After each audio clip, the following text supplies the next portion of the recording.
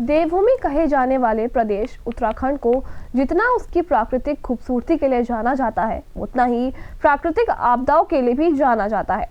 भूकंप हो, भूस्खलन या बाढ़, हर साल कोई ना कोई प्राकृतिक आपदा इस प्रदेश को क्षतिग्रस्त करती ही रही है। केदारनाथ का वो भयानक मंजर आज तक कोई नहीं भुला पाया होगा। अब इसी कड़ी में इस प्रदेश को नए साल यानी 2023 की शुरुआत में ही आपदा का भयानक तोहफा कुदरत ने दे दिया है। जी हाँ, हम बात कर रहे हैं डूबते जोशीमठ की। मगर इससे पहले कि हम वर्तमान की बात करें, जरूरी है कि आपको इस खूबसूरत शहर के इतिहास से थोड़ा रूबरू कराएं। तो आइए जानते हैं जोशीमठ का इतिहास। जोशीमठ उत्तराखंड के चमोली जिले में स्थित है। यही वो जगह है जहाँ 4 धामों में से एक बद्रीनाथ धाम है। हर साल यहाँ भक्तों का तांता लगा रहता है और लाखों की संख्या में श्रद्धालुओं की भीड़ उमड़ती है। इसके अलावा जोशीमठ उन 4 मुख्य मठों में से एक है जिसकी स्थापना खुद आदि शंकराचार्य ने की थी। जोशीमठ का असली नाम ज्योतिर्मठ है। मान्यता है कि आदि शंकराचार्य ने यहाँ घोर तप किया था। आपको यहाँ ये जानना भी जरूरी है कि जोशीमठ में केवल बद्रीनाथ धाम ही नहीं बल्कि कई अन्य प्रसिद्ध मंदिर भी हैं, जिनमें से प्रमुख है नरसिंह भगवान का मंदिर। इस मंदिर में 1200 साल पुराने कल्प वृक्ष के होने की बात भी कही जाती है। इसके अलावा जो भी भक्त बद्रीनाथ धाम में दर्शन के लिए जाते हैं उन्हें जोशीमठ में ही ठहराया जाता है। यानी कि जोशीमठ को एक तरह से बद्रीनाथ का आधारशिला भी कहा जा सकता है। सिर्फ हिंदू ही नहीं बल्कि सिख समुदाय के लिए भी ये स्थान महत्वपूर्ण है, क्योंकि सिखों के पावन तीर्थ स्थल हेमकुंड साहिब जाने के दौरान भी जोशीमठ मुख्य पड़ाव में से रूप में जाना जाता है। आपको बता दें कि जोशीमठ का वर्णन कई हिंदू धर्म ग्रंथों स्कंद पुराण के केदारखंड, विष्णु पुराण और शिव पुराण में भी मिलता है। जोशीमठ से 10 किलोमीटर की दूरी पर तपोवन भी है, जहां से निकलने वाले गर्म पानी को अमृत के समान माना जाता है। तो ये था जोशीमठ का धार्मिक महत्व। वैसे जोशीमठ की ऐतिहासिक कहानी भी दिलचस्प है। ये कत्यूरी शासकों की राजधानी भी रही है। जब कत्यूरी साम्राज्य की सत्ता थी तब वासुदेव गिरिराज चक्र चूड़ामणि ने इसे राजधानी के तौर पर चुना था। ऐसी मान्यता है कि ये शहर महाभारत काल से आबाद था। तब इस नगरी का नाम कार्तिकेयपुर नगर था।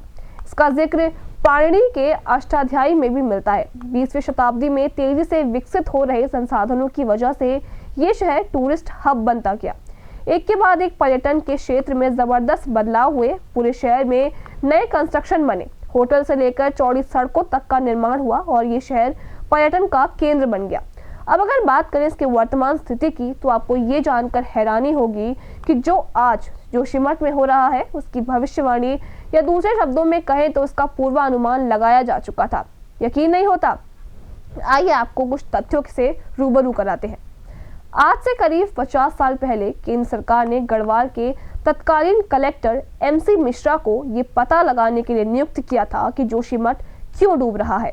उनके नेतृत्व में 18 सदस्यीय समिति ने इस पर एक रिपोर्ट पेश की थी। इसमें साफ तौर पर बताया गया कि उत्तराखंड में जोशीमठ एक पुराने भूस्खलन क्षेत्र पर स्थित है और अगर विकास जारी रहा तो ये डूब सकता है।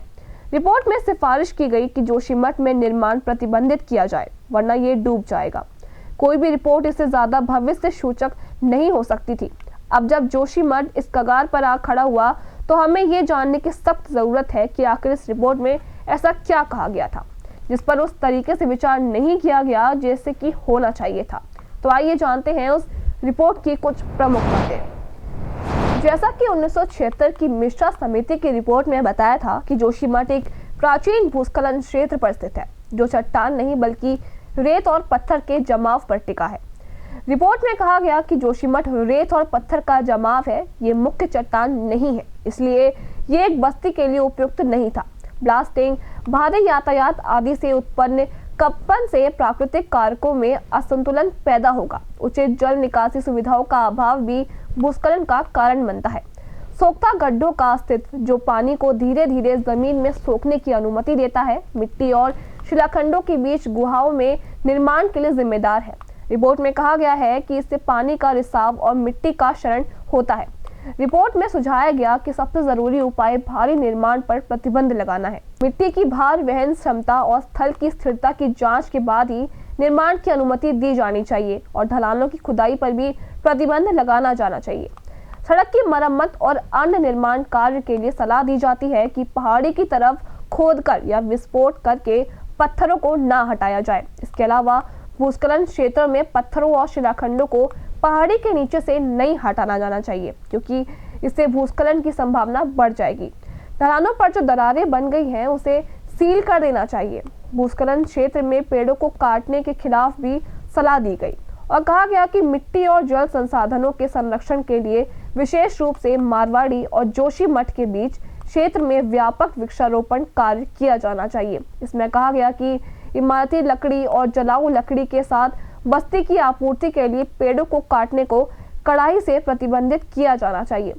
ढलानों पर कृषि से बचने के साथ सड़कों को पक्का किए जाने की सलाह भी दी गई थी। इसके अलावा क्षेत्र में पानी का रिसाव बहुत ज्यादा है, इसलिए भविष्य में किसी और भूस्खलन को रोकने के लिए पक्की जल निकासी प्रणाली के निर्माण से खुले बारिश के पानी के रिसाव को रोका जाना चाहिए। ऐसा रिपोर्ट में साफ कहा गया था। रिपोर्ट में कहा गया कि पानी को किसी भी गड्ढे में जमा नहीं होने देना चाहिए। इससे सुरक्षित क्षेत्र में ले जाने के लिए नालियों का निर्माण किया जाना चाहिए। नदी के किनारे के कटाव को रोकने के लिए सीमेंट ब्लॉक को किनारे पर कमजोर जगहों पर रखा जाना चाहिए।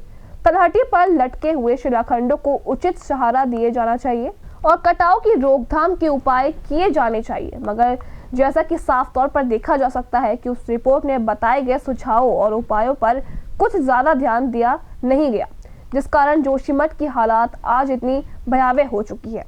जोशीमठ और तिब्बत की दूरी बेहद कम है। आजादी के बाद सरकार ने सेना और सुरक्षा बलों के लिए शहर को अहम ठिकाना बनाया है। गढ़वाल राइफल्स और स्काउट्स की भी यहाँ तैनाती है। इन्हें भारत का हिमवीर कहा जाता है।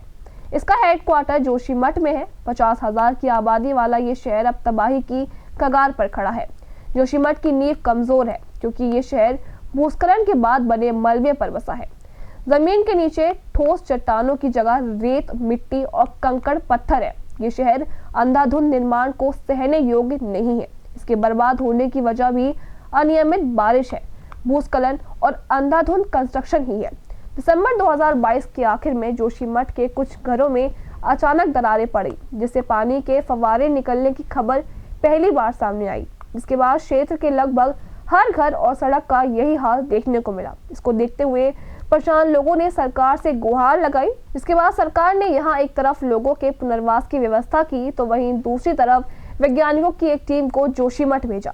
वैज्ञानिकों का कहना है कि ये शहर हर साल 2.5 इंच धंसता जा रहा है।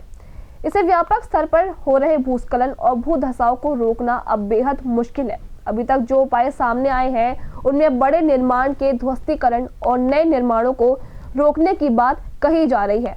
सदियों पुराने शहर के अस्तित्व पर संकट है।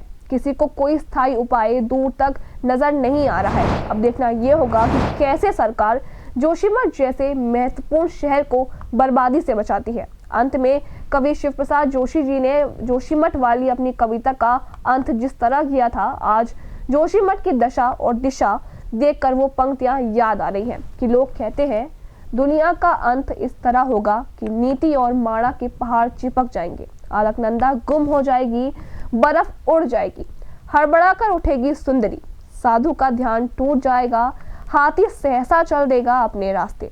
इन पंक्तियों के साथ और जोशीमठ के जल्द से जल्द दुरुस्तीकरण की कामना के साथ हमें दीजिए इजाजत। हम मिलेंगे आपसे जल्द ऐसे ही पेशकशों के साथ। तब तक के लिए आप बने रहिए JJN न्यूज़ के साथ। नमस्कार।